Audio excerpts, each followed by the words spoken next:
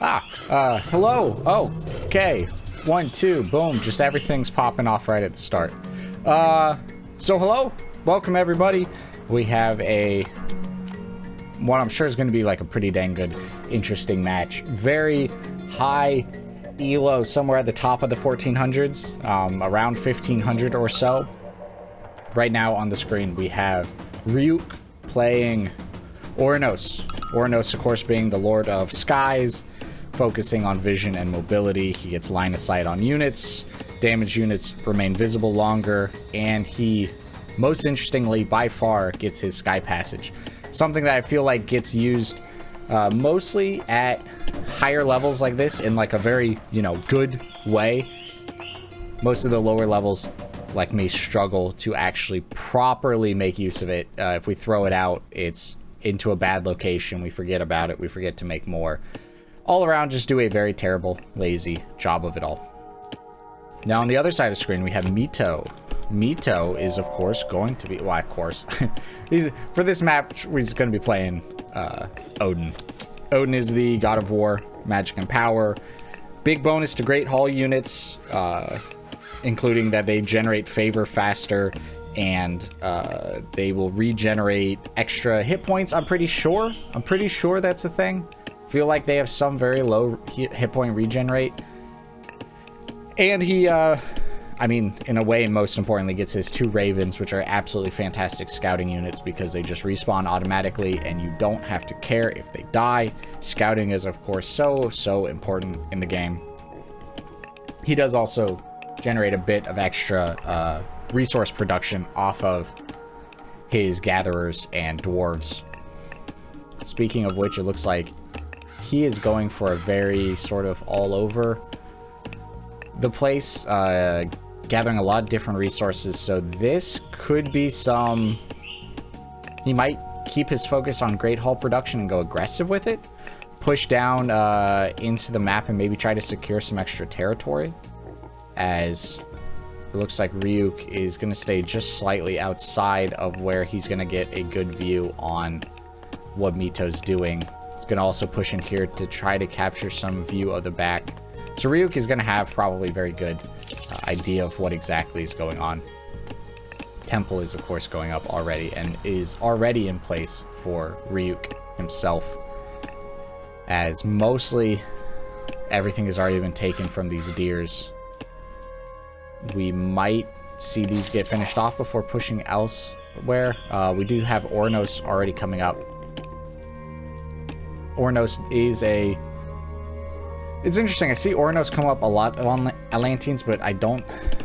His god power doesn't seem to be very useful. Carnivora, the big plant monster that grabs and eats people. It seems to mostly just get thrown away as a way to, like, distract from your other units dying. More than anything, like, real impactful or useful happening.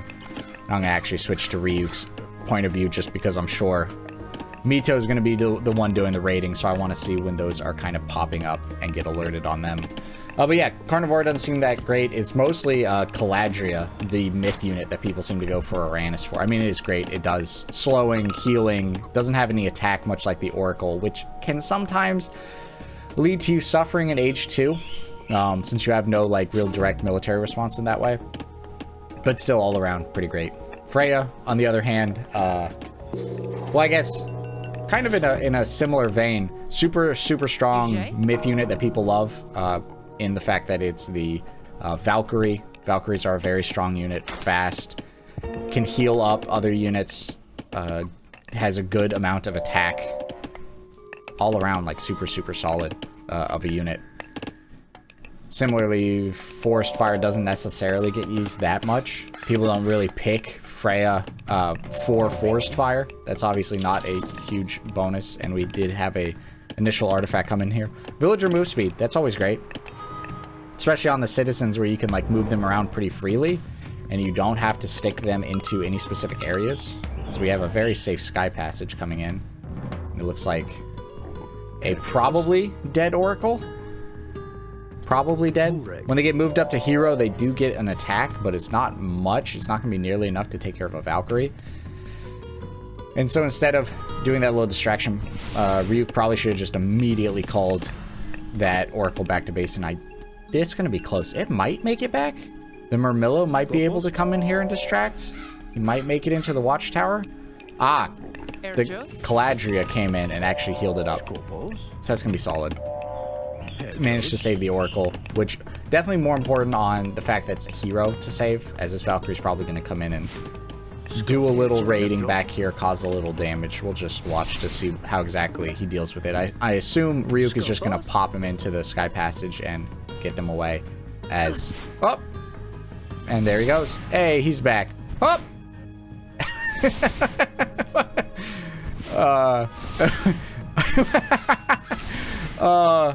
So the citizens seem to be actually just playing with the Valkyrie there. Nothing really useful happened. You really can't do much around the Sky Passage in general, but especially that was, I mean, I at least thought that was pretty funny. We got the two raiding cavalry here. They're not going to do much against those Murmillos, as it looks like the Valkyrie tries to get something done by running into the base. Not going to be super impressive. I actually really do like that Ryuk, since he had that citizen get chased off of whatever they were doing, he just pops him right onto food since it's over there anyways. Like, that's actually... I love that. That's a nice little point of, like, ever so slight optimization, as I noticed this coming down. Mito is already going for the second settlement. So I guess that does fall in line with kind of what I was saying. We're going to see some extra aggression here. As Mito grabs that forward settlement, immediately starts throwing up a longhouse to protect it. And that is not only going to give Mito the advantage of just having the 2 TCs, but it's going to allow him to have a lot more map control, and he can actually grab and hold the center point. Ryuk now knows for sure what exactly is going down there, but isn't going to have a lot that he can actually do about it, as he simply doesn't have enough unit production to do anything against this big mass, this big ball of units that Mito has. But it looks like we won't actually see any fighting coming in, as Mito just decides to retreat. Probably not a bad idea. Instead of risking losing any units to this fight and then having a counter push, might as well just hold defensively and make sure that you can build out your center protection slightly more. Okay, and to counter that, Ryuk is going to go for his second settlement. Obviously, still not going to be able to hold quite as much of the map because it's not taking that center point, but it will be safe, especially with that Sky Passage there to protect it. Oracle's probably dead, or it might just be a second Oracle that manages to survive somehow as it gets into the watchtower and is completely fine. This little group of raiding cavalry will have to retreat. And I wonder, I mean, we're mostly seeing Murmillos out right now. I wonder how long until we start seeing a bunch of Catapeltes, because so far it is mostly just cavalry that Ryuk is seeing and having to fight. Now, I mean, it's Norse, so you're obviously going to get quite a bit of infantry. Cavalry never seems to be much of the mainstay outside of earlier on in the game. But we will see that get taken care of. And I was distracted in trying to say that because I saw this Sky Passage get destroyed. That was obviously destroyed by Ryuk. And it was just confusing to me because I would have assumed this Sky Passage would get destroyed and that he'd leave this one up to allow these citizens to escape if needed. But doesn't go that route, destroys that one. So you can throw up this one, get the extra food bonus here. A little more raiding might occur. Market going down. It is certainly far enough away that you can get some decent caravan trades going on, so that will result in some better gold output. Ah, a little shockwave. Not super important or impactful, because obviously those citizens were completely safe. I guess he was thinking he wanted the Murmillos to get in, but Murmillos aren't going to be able to catch this cavalry. So Mito throws the forced fire. That's interesting. It shouldn't do much unless the Murmillos do that. It shouldn't have done much. But it looks like Ryuk happens to just take the situation such that it actually allows things to happen. He does have a Caladria right above those, so those Murmillos will get healed right back up. Still plenty of infantry just standing around not doing much that Mito is just choosing not to ever get aggressive with. Which I guess is never like quite as painful. That is an interesting side of the Norse, in that if you do end up with your infantry standing around, your building builders, they aren't losing out. You know, I mean, if you have like some villagers come into the middle, build up a building, and then just stand there and do nothing for a couple minutes, that's awful. That's losing you a ton of resources. But if it's your military and they're just sort of hanging around in the area, okay. I mean, if you weren't planning to do an active attack anyways, then you're not actually losing out whatsoever. So that's always very nice to... It's a nice little bonus. Some catapultes have been made. I don't know if he caught sight of how many units Mito currently has, but he may now understand that this is not going to be nearly enough. As I'm honestly surprised that he has not chosen to research watchtowers yet. That seems like a bit of an oversight. With how defensive this game is clearly going to get. Njord, now finished up for Mito. Walking Woods will be available. And Njord, I think, has the Hill Giant as the myth unit. Which is pretty interesting. I mean, the Norse don't have anything great. Yeah, Hill Giant. Don't have anything great siege-wise. The Hill Giant is actually probably... at least in Age 3, is their siege unit, much like Egypt with their Scarab. Although they do also have the siege tower in Age 3. So, I mean, Egypt has some great anti-building options in general. Norse, the 2 dudes in a log just isn't quite as impactful as the siege towers for other people.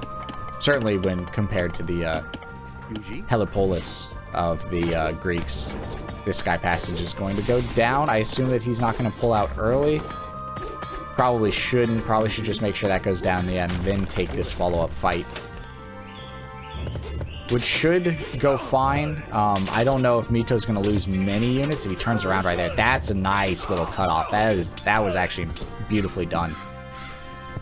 But these Cairo Ballistas are a bit of an interesting choice in my mind, as they are great against infantry, and you know Norse is going to go a bunch of infantry, so in that way they are very strong. But if the opponent is also focused on a bunch of Walking Woods coming down, I guess, to just upset this fight, this is the problem with Cairo Ballistas. If you aren't very careful with them, they get caught out and they die quickly. Fantastic shockwave coming out. Carnivore is also out, but Carnivore is going to die basically instantly. It almost looked like Carnivore got damaged by the shockwave rather than by enemy units. But this should result in Ryuk's loss. I'm sure Mito is going to take this. Those Cairo Ballistas going down without being able to do much is bad. Now it's a bunch of Catapultes, which don't really have any targets. The only 2 targets left are going to come here and take care of these Cairo Ballistas, which these citizens really should just turn and help out with. Now they're going to start. Citizens do enough damage at this state to be good at just moving units away. Looks like Ryuk actually didn't fare nearly as badly as I thought he would, probably in part to the strength of Caladria. Being able to heal units in the middle of fights, like we just saw, as well as being able to slow the enemy units, can be quite strong. I'm actually surprised that the Mountain Giant, managed to survive during that fight. There were enough Murmillos there at the start.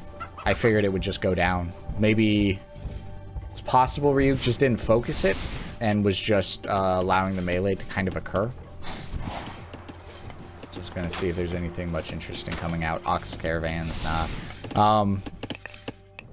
We are just now getting plow. I guess food has been taking up enough for Ryuk that he's starting to think that he needs to farm at base. Although with Sky Passage, even if he doesn't want to take these because they're a little too close to the action, he probably could safely come all the way out here and take this gold and food, just plop a Sky Passage down right between them and take them pretty safely. I feel like if Ryuk right now is going to come back in this game, he really needs to do something like that, because Mito has just taken way too much map control. He's had multiple TCs for too long. He's been able to do too much research and put himself ahead of Ryuk. That if Ryuk just sort of stays hassled up like this, I don't think it's going to ever turn around. I don't think he's going to be able to make this battle shift. Again, going to have to be kind of careful with these Chiroballistas, because even just those little unit movements was obviously like putting them in a bad sort of situation there. As I never noticed that before. I didn't notice that the hero Chiroballistas actually have this cool extra feature on the ballista itself. It's not just the big lads themselves that change. This is what I was talking about earlier. In fact, Carnivora being used really just to cause these units to get distracted, so your actual units don't get taken down. I feel like that's most of what I see out of a Carnivora. Really, in that way, it could be used very effectively against like attack moves, because you can just throw it down in the middle, units get distracted, then come in after it and try to clean things up. But overall, it's a unit that almost seems like it needs some additional help, some additional something. Maybe much quicker recharge on its power that allows it to just devour a unit. If it was doing that decently often, then that could actually be a slightly scary force in itself. I do wonder when we're going to see... I guess we're not going to see a passage for a while, as Ryuk is just now trying to get to age 3. And a palace probably would have helped him out a ton. I'm sure Mito's going to start trying to push in on this left side. It's pretty vulnerable, and there's a lot of stuff happening on it, a lot of resources being collected. A palace, like right where that forest fire came down, would have actually been super, super nice. But it is going to be Hyperion. It does get the satyrs, which I don't know if satyrs are actually going to be enough to help here. Far more important is going to actually be Tyr. The age 4 minor god choice over here from Mito. Tyr obviously does have the super, super, super powerful, and here's the push I was expecting to come. The super powerful age 4 ability of the Frost Wolves, or whatever the power itself is actually called, but you basically just get to shut down the entire enemy's base for a while, as villagers just basically have to jump into TCs or watchtowers, or they're all just going to die.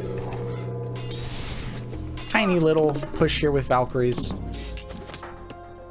Really more of a distraction to keep this push safe.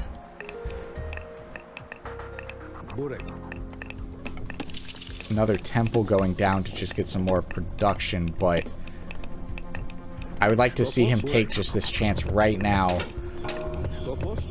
Throw a palace down. Just right now, throw a palace down. Chaos used. So Chaos, interesting power. Oh, and Timberwolves used. So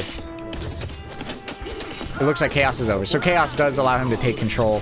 It uses more units, affects more units than Curse, but it lasts for just a short amount of time. This is what I was talking about with the Timberwolves. This base is now shut down for a while. There's no way citizens can come out and do any work, so there's no resources coming in for Ryuk at all.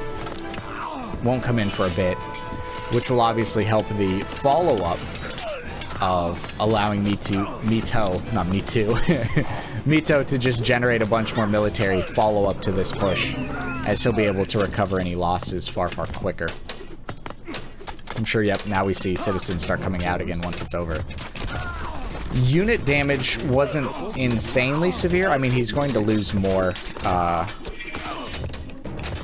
Might lose his Chiroballistas. No, Mito just decides to retreat. But really, the important thing about that Frost Wolves is what was happening in the meantime. It's a minute where you just can't collect any resources while the opponent can, which this late could sign you up for just like not having enough military output to follow up with the next attack that's going to come. And there's the hill fort in the spot that like I said, I wish the palace was. That palace would have helped a lot with that fight and allowed him to get some more units out. Although I guess now that the resources are cleared up, it's not nearly so important, and this hill fort will really just sort of be protecting against a push and giving a safe spot to the units for Ryuk there in the corner.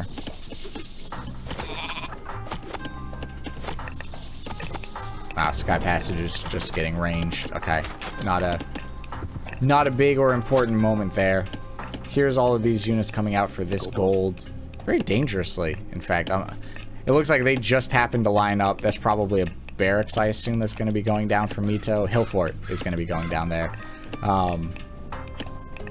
If that was allowed to get off, these citizens, there's way too many here. Alright, Ryuk is going to notice and start pushing them off. But a little fight here. I mean, this is going to take this area. This is unfortunately just what was going to happen. As I said, Ryuk was not able to get enough real military strength built back up. Right now it's... I mean, the fighting's been going on for a bit, but 76 to 116. And it looks like Ryuk especially had units probably going over here to help out the citizens. And so is going to show up late to this fight. But I guess thankfully for him, because he's late, Mito actually spread his units around, which is going to allow Ryuk's smaller force to get things done. As the... I wonder what the purpose of this is. Why is Mito building the settlement? Is it just a little slap? A little slap at Ryuk to just do this? Because there's no real advantage. You're not going to be building villagers out of this ever. I mean, I guess it helps throw some arrow damage out towards Ryuk and helps you kind of secure this forward area. It is fortified, obviously, this late into things. Yeah, that's interesting. I guess it is just for the additional damage in this area, like a miniature hill fort in a way. As we got that palace actually over here to protect this gold, which was unfortunately only able to do so much as there were enough berserkers who came in here that clearly Mito is just willing to throw away. They are just berserkers. And catapultes aren't going to do all that much to actually change things. And this is looking like it is basically over for, where'd that carnivore go down? Oh, it went down right there to try to stop this hill fort. It's just going to disappear instantly. Things like carnivores, they're too weak, especially at the late game. I mean, I know they're just an age 2 power, and they're very cheap, but they do basically nothing at this stage of the game. They can eat one unit using their power, and then that's it, they're done. But getting back to what I was saying, Ryuk is probably done here. Yeah. Oh, yeah, okay. Yeah, he, unfortunately, Ryuk got caught in the situation where Mito was able to take just a bunch of map control early in the game. And Ryuk really wasn't able to do anything about it, so he got hemmed in heavily.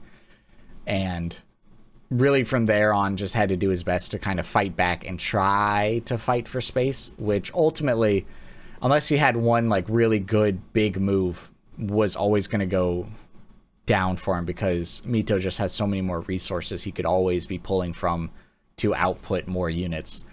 Ryuk's only real hope probably would have been getting up to age 4 earlier so that he could then maybe destroy some military production and get pushed back out into the middle.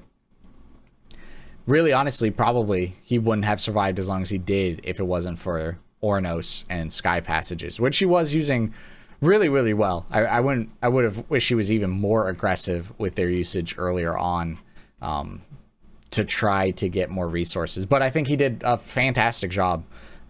This was a very great game from both of these players. And with that, we will end it here. So thank you very much for watching.